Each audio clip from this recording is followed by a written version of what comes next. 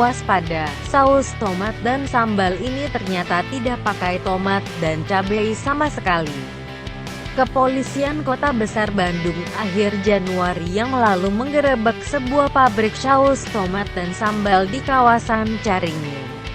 Pabrik tersebut menggunakan bahan kimia berbahaya sebagai bahan utama dalam proses pembuatan saus dan sambalnya. Setelah diteliti, hasilnya sangat mengejutkan.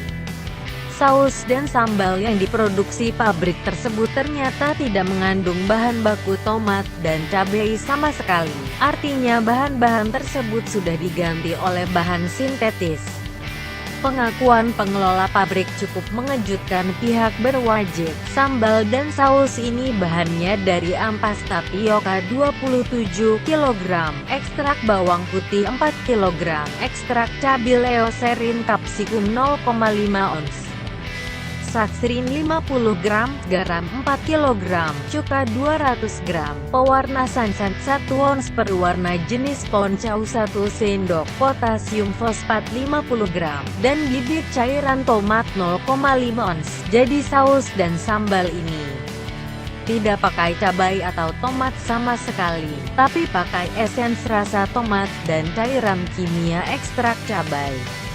Cara pembuatan saus dan sambal tersebut yakni dengan mencampur semua bahan dalam satu drum kemudian dilaruti air panas sebanyak 30 liter. Kemudian setelah itu diaduk. Setelah jadi, saus atau sambal tersebut kemudian dikemas dalam bungkus plastik yang sudah diberikan label dan cap serta ada tulisan bahan komposisi yang tidak sesuai dengan sebenarnya.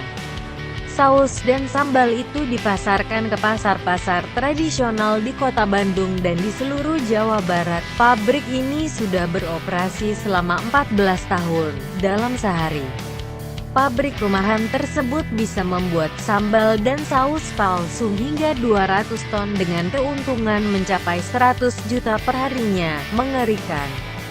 Bagi Anda yang gemar makan cabai dan sambal yang dibeli di pasar dan toko-toko, apalagi yang harganya murah, tentu harus waspada dengan sambal buatan tersebut. Anda yang gemar makan bakso, mie ayam, cuanki, capcay, mie goreng, dan lain-lain di pinggir jalan juga perlu memperhatikan sambal yang digunakan para pedagang kaki lima. Jangan sampai Anda sebagai konsumen dirugikan karena mengonsumsi bahan yang berbahaya. Di pasar-pasar tradisional mudah ditemukan kedai yang menjual saus dan sambal isi ulang dalam kemasan plastik berkapasitas 1 kg. Pedagang kaki lima yang membelinya lalu memindahkannya ke dalam botol warnanya yang merah meriah menggoda konsumen untuk mencampurkannya ke dalam bakso atau mie ayam. Dikonsumsi 1 kali atau 2 kali mungkin tidak terlihat efeknya, tetapi jika dikonsumsi dalam frekuensi yang sering dan dalam waktu yang lama, maka efeknya tentu sangat berbahaya bagi tubuh. Salah satu penyakit yang mungkin timbul dari konsumsi zat kimia berbahaya adalah kanker. Pengusaha yang memproduksi saus tomat dan sambal palsu mungkin hanya memikirkan untung besar saja.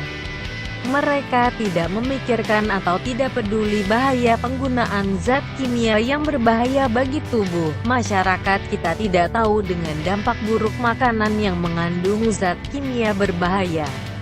Mereka hanya mementingkan harga murah semata. Sudah saatnya masyarakat kita diedukasi untuk mengkonsumsi makanan yang sehat dan tidak mengandung zat kimia yang berbahaya bagi kesehatan. Sekian informasi tentang waspada. Saus tomat dan sambal ini ternyata tidak pakai tomat dan cabai sama sekali. Semoga bermanfaat.